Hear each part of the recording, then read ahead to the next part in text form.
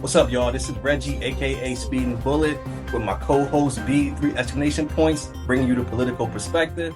Savvy enough to hear certain things and not automatically be acting. Elon Musk kind of like snapped on This is like 3 more seasons of Landman right here. Yeah, definitely. Where the natural resources are ransacked, and these countries are normally not better after the United States comes over there and just starts trashing their country. And always remember, if you're not political, you do not have a perspective. Now let's talk some politics. Oh man, we back at it, B. Welcome to the Political Perspective. I am Reggie, aka Speeding Bullet. This is B, 3 exclamation points. And always remember, if you are not political, you do not have a perspective. So welcome back, B. It's good. Oh man, I'm glad to be back. There's been so much going on that I've been wondering if we was going to talk about or anything. I just can't wait to see where this one goes. Yeah, so I mean, I want to kind of start with the war that never ends. And I think that when people talk about, there's a phrase for these long kind of drawn out conflicts. People call them the forever wars, right? Mm-hmm. And we were in a forever war in Iraq. We were in a forever war in Afghanistan, where these wars just never really had a conclusion. But this particular war, and I think just the knowledge of what happened after 9/11 and going into a conflict with either terrible information or just flat out lies. And then now there being so many questions because everybody is just hyper aware of what's going on. And then you have the Iran conflict. And what's interesting about the conflict is, like I said, it's the war that never ends, because the war was supposed to be over within the first couple of days, as Trump said it. Yeah. And as the administration has said repeatedly, that Iran no longer has a military. They no longer have a navy. They no longer have an army, but they are able to shut down a waterway that has been causing pain to really the entire world. But it never ends. Although there has been talks of a ceasefire, not ceasefire, but talks of a memorandum of understanding, which is supposed to be the framework for some type of conclusion to the conflict. Real quick, just logically, if you can you explain for the audience how it's possible for Iran to not have a army and we obliterated their whole shit, but at the same time have the control to shut down this Strait of Hormuz? Like, logically, does it make sense? Just saying it out loud, it doesn't make sense. Like, how is this a thing? So I think it's because we're not dealing with a conventional army in a conventional war. So if it was just my military versus your military, the United States is going to kind of wipe the floor with everyone. However, Iran early on showed that even having the biggest guns and the most technology doesn't necessarily mean that you're untouchable. And when you're talking about a small, narrow waterway, that you can have RPGs from the coast that can, that all it has to do is be a credible threat, and the ship is going to say, I'm not getting shot out the water, or the crew is like, I'm not going out there, so just the threat is one thing. But also Iran has a fleet of speedboats. So Iran was very prepared for this. Yeah. Right. So Iran had a fleet of speedboats, which a lot of times is very difficult to detect on radar. And these speedboats, they plant water mines. So water mines are exactly the same as landmines. They're in the waterway, and if I just put out there that I put 100 100 water mines in the water, boats are not going to attempt. Yeah, they're not fucking with it. Yeah, right. So they were very kind of strategic on their kind of guerrilla warfare. yeah. And the United States has never fared well in guerrilla warfare because you're just not dealing with the conventional military. And once you start getting on the ground and it's person to person, you know, there are going to be some advantages. And Iran is really taking advantage of the fact that boats have to travel close to shore, you know. But yeah, I mean that's pretty much it, you know. Yeah. But also, I do think that the United States may be kind of overselling how much they have obliterated Iran's military. Yeah. I think that's a part of it also, because if you've obliterated, and just think about it like this, Iran probably has millions upon millions of soldiers, Mm-hmm. and the casualties so far is only about 1,300 people. So they haven't put a dent in Iran's manpower, and you know, so that manpower can now be deployed strictly to the area that ships need to travel through the Strait of Hormuz. So it's been an education, but not something that was unexpected throughout the years. There's always been a conversation militarily that Iran would shut the strait down. However, you know, Trump's administration did not take the proper precautions to make sure that was something that did not happen. And it does appear today that the United States did not plan for Iran to actually shut the strait down. So now we're stuck with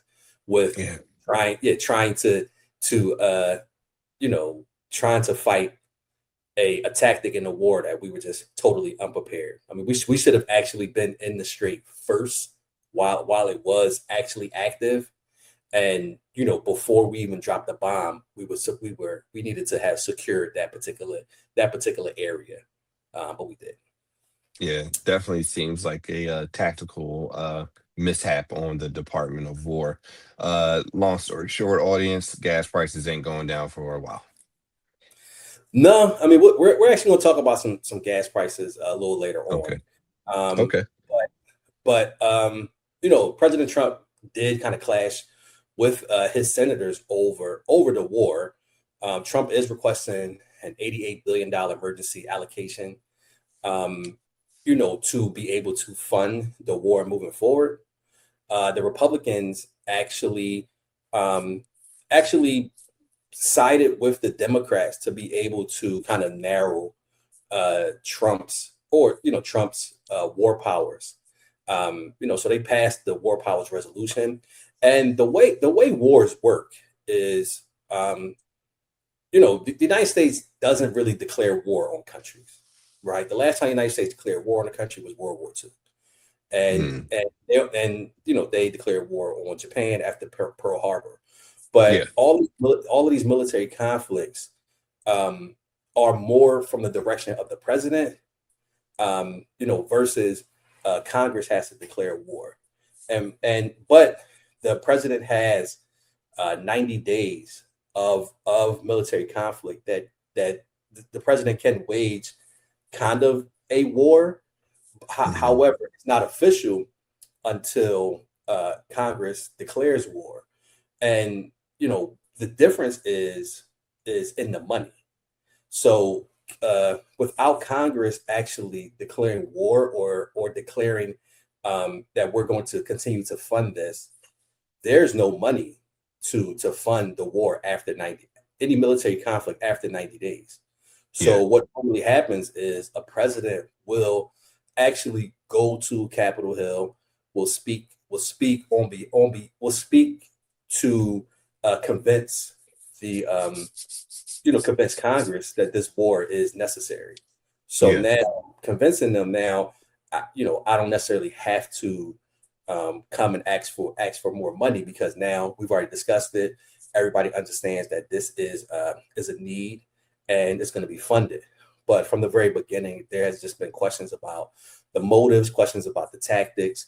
So there was a war powers resolution vote that passed 50 to 48, and it's kind of like one of the first times that the Republican House or the Republican Senate has voted against something that Trump has had his hands on, which has caused a lot of just controversy, but also just bad moments between Trump and the senators that voted against it. He's been calling them all kinds of names, like we know Trump always does. They're stupid, this and that. His favorite thing, yeah. Right, and it's mostly symbolic. Trump can still continue the war. Like he can actually bankrupt us if he wants to, right? He could just continue to spend money and pour money into the war. However, what this does is this gives these Republican politicians a bit of an out clause in, when it becomes the midterms. Then when there is conversation about the war, there's conversation about gas prices, they can say, well, we made this attempt to kind of give some pushback to Trump. We passed the war powers resolution. So if you want to be mad at somebody, be mad at Trump. Don't be mad at us. That's more of their reason for doing this. It's kind of like to save face come the midterm. Now, you think that'll be a good strategy? Because I don't. I don't think the American people are that stupid. Yeah. I like to believe we are. Yeah. I would like to believe that the American people is not that stupid, that they can see right through it. And if it's only just that you guys have sided with Trump so much that you have given him enough evidence and enough steam that you pretty much laid the tracks for him to behave like this in general. Yeah. Yep. So you can't run away from it now. I think that you even have people who are totally disconnected from politics. Is like the war in Iran is fucking up our gas prices. Like people that have nothing to do with politics and care less, they know that part. And I think that's going to be difficult for people to find, just some difference in the party and a difference in Trump versus the Republican Congress. But Trump did. I mean, it's funny that you brought up gas prices. So Trump has issued a mandate to investigate some of the major kind of gas suppliers to make sure that they are not price gouging. Yeah, and I think what I think is so funny is price gouging was a talking point of Kamala Harris. That was one of the things. I remember. Was price gouging, and the fact that this was something that she said on the campaign trail that was going to be a focus, and meanwhile Trump has raised the prices on everything, and now is going back to attempt to kind of like scare gas companies into lowering prices. But I don't believe that it can be done in that manner anyway, because we're still talking about supply and demand. And in order for, you would have, the Department of Justice would have to prove that there's some type of like collusion. There's some type of way to point to these prices being raised without it being an emergency. And I find it very kind of difficult that they would be able to prove that, because we are still in the middle of a war. So once again, I think it's more symbolic, maybe just to say, well, I'm putting pressure on these folks, but I don't see it as being as effective. But we shall see. I mean, I think with these types of actions, you hope that it does help in some way, but I don't see how it will. Gas prices are not raised or lowered just based on one gas station's right. This is a global market. We pay into the market.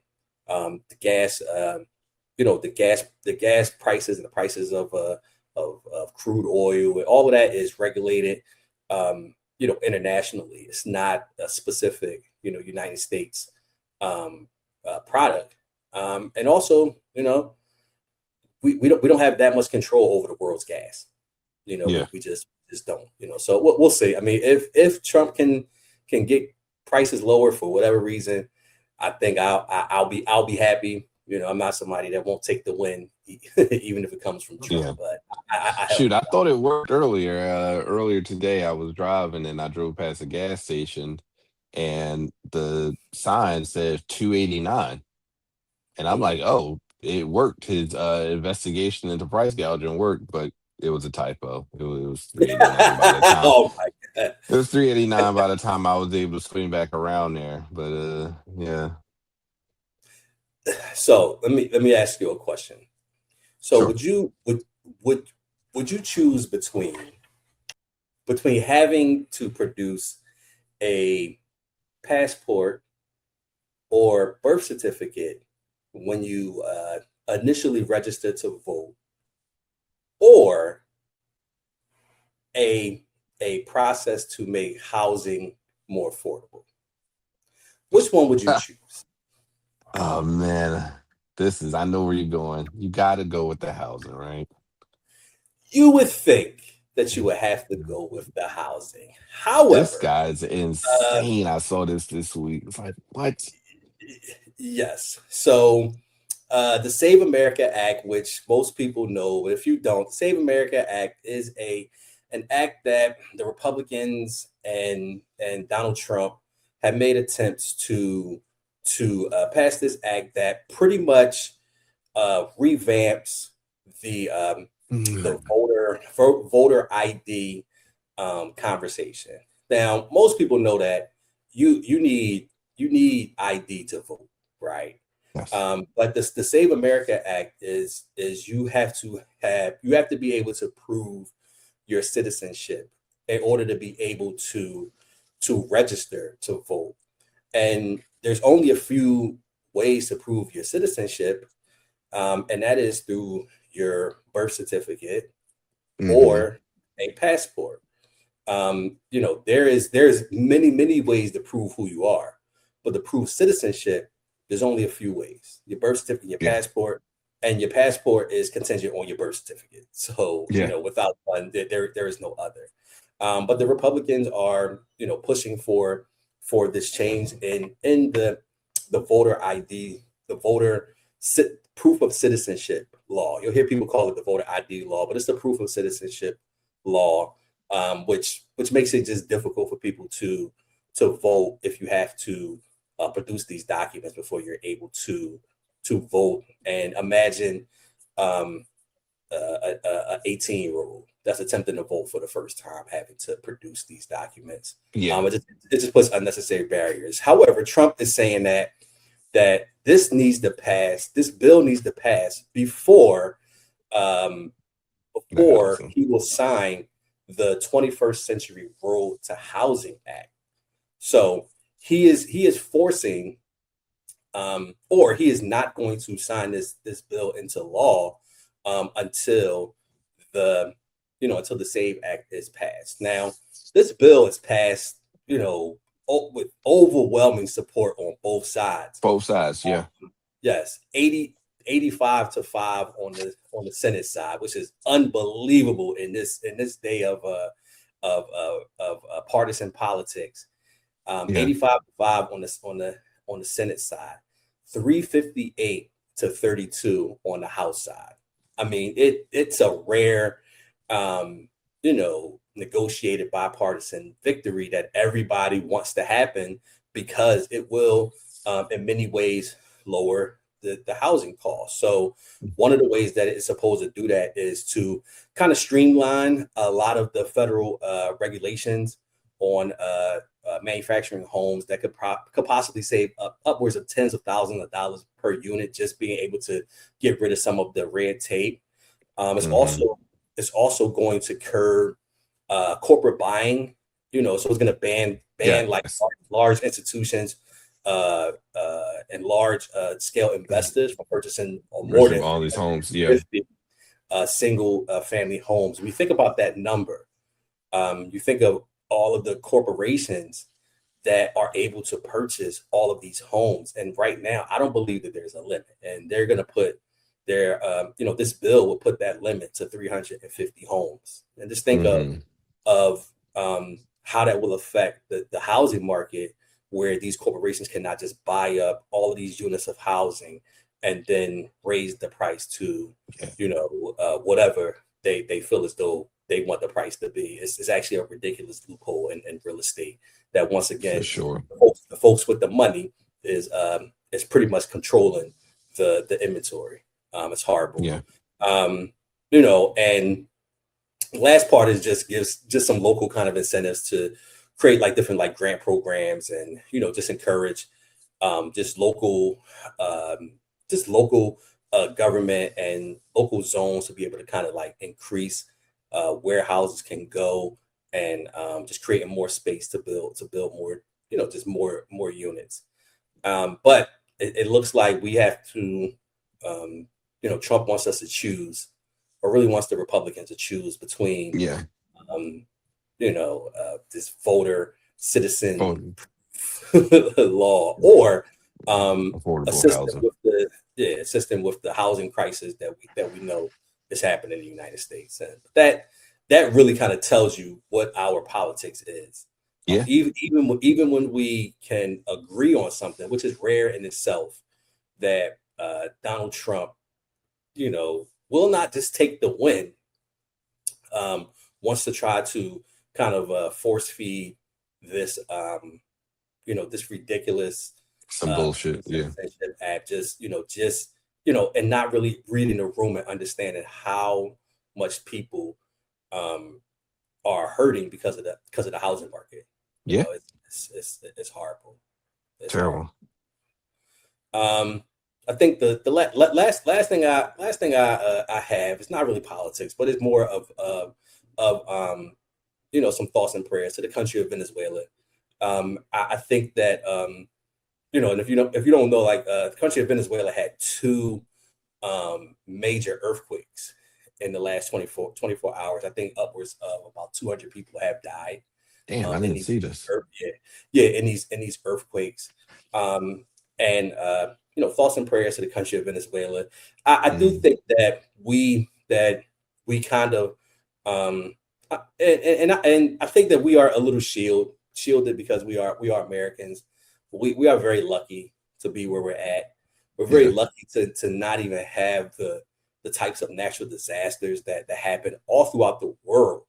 All throughout the world, and not just like small, like not just like undeveloped countries and stuff like that. Like major catastrophes be happening in places like India, like major things. And we to a large, and I want to knock on wood, but us to a large extent, we don't have those types of disasters that happen. So shout out to Venezuela. Those people are over there, having a time digging folks out. Bodies is constantly coming out of the rubble, so it's kind of like a horrible situation over there. It's terrible. Thank you for watching this video.